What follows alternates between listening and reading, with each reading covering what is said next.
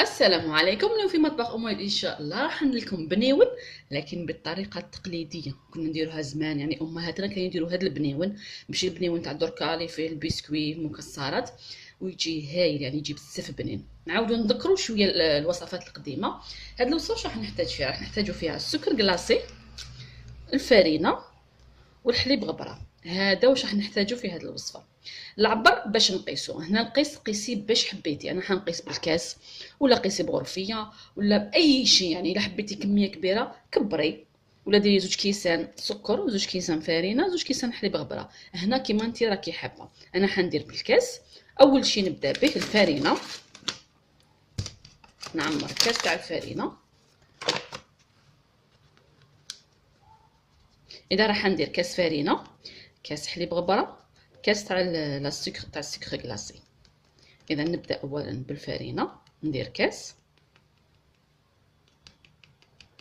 ونجوزو مباشره للفرن باش نحمص هاد الفارينه. اذا في المقله ندير هذاك الكاس تاع الفارينه تاعي ونبدا نحمص فيه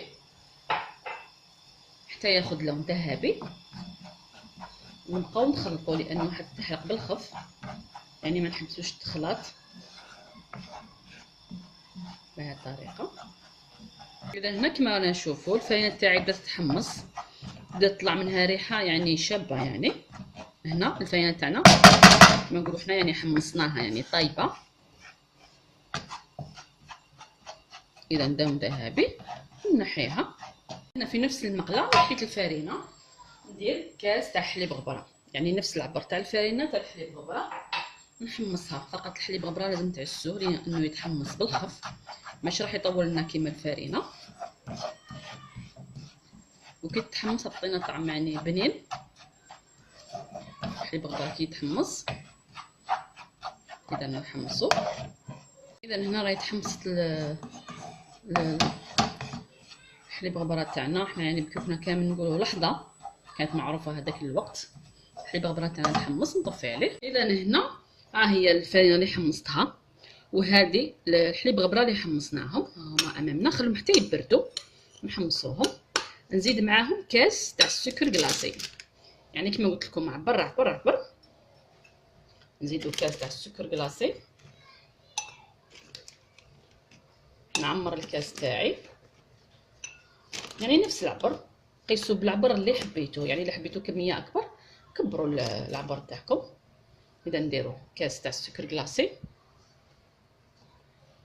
ونخلط هذه المقادير الجافه مع بعض. نخلطهم مليح بالمغرف. اذا هنا بعد ما خلطت هذوك المقادير الجافه واش ندير؟ ذوبت لا مارغرين تاعي، ذوبتها. هنا الكميه تاع لا مارغرين ما نقدرش نعطيكم بالضبط يعني المقدار، لانه نديرو حتى تلم لنا هذا الخليط تاعنا، حتى يتلم نحبسو. كي يتلم لنا الخليط تاعنا نحبسو ما نزيدوش. اذا نبدا في الاول بالملعقه نخلطو لا مارغرين، ذوبوها وخلوها تبرد باش نستعملوها بهذه الطريقه.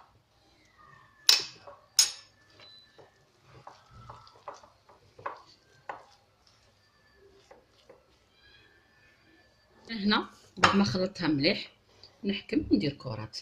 هنا قبل ما تنشف لازم مباشره غير تلملك بداي تشكلي في الكرات تاوعك. هنا الحبه كيما حبيتيها كبيره ولا صغيره بهذه الطريقه. ميم الا درتي كميه كبيره شمخي بالزبده غير بشويه، يعني ما تكتريش. كي تكملي هذيك الكميه باش تزيدي تشمخي الكميه اللي بقات لك، هكذا باش تنجحي في الحلوه تاعك هذه. قلت لكم هذه الحلوه هذه عندها طعم خاص وذكريات، يعني هاي تذوقوها راح تفكروا دوك الايامات اللي كنا ناكلوها كي كنا صغار. اذا نشكلها كامل كرات. كي نكملهم نخليهم يبردوا تماما باش نعملوا لهم التزيين تاعهم، لانه هنا مازالهم شويه دافيين. غير يبردوا يحكموا رواحهم، هذيك الزبده تبرد تحكم روحها الحلوه تاعنا. اذا هنا الحلوه تاعي راهي بردت، راهي حكمت روحها كما رانا نشوفوا. هنا ذوبت الشوكولا تاع الطلي، استعملت هذا النوع دائما، نفس النوع اللي نستعمله. فقط هنا الطريقه كيفاش دوبتها عاودوا رجعوا فقط الفيديو تاع اصابع الشوكولا، راني درت لكم بالتفصيل باش ما نكثروش يعني فقط في الفيديو ما نطولوش فيه بزاف. هنا عندي باش راح نرمدو في الجلجلان ملون، راه يجي يتباع في المحلات اللي يبيعوا دوزان الحلوى. هنا عندي في الازرق، وعندي هنا في الاورانج. كيما تقدري ديريه في لانواط كوكو ولا ديريه في المكسرات، كاوكاو مقلي ومطحون كيما حبيتي ديري. اذا واش ندير؟ نبدا بالطريقه، نحكم الحلوى تاعي نديرها في الشوكولا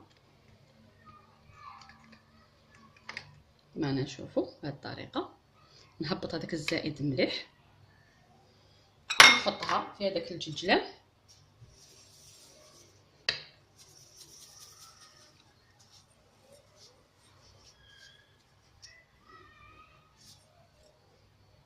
بهذه الطريقه نجيب طبسي فقط باش نحط فيه.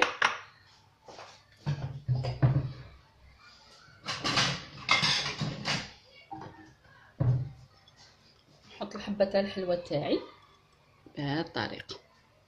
نزيد لكم حبيبه، نزيدو حبيبه نديرها في الشوكولا.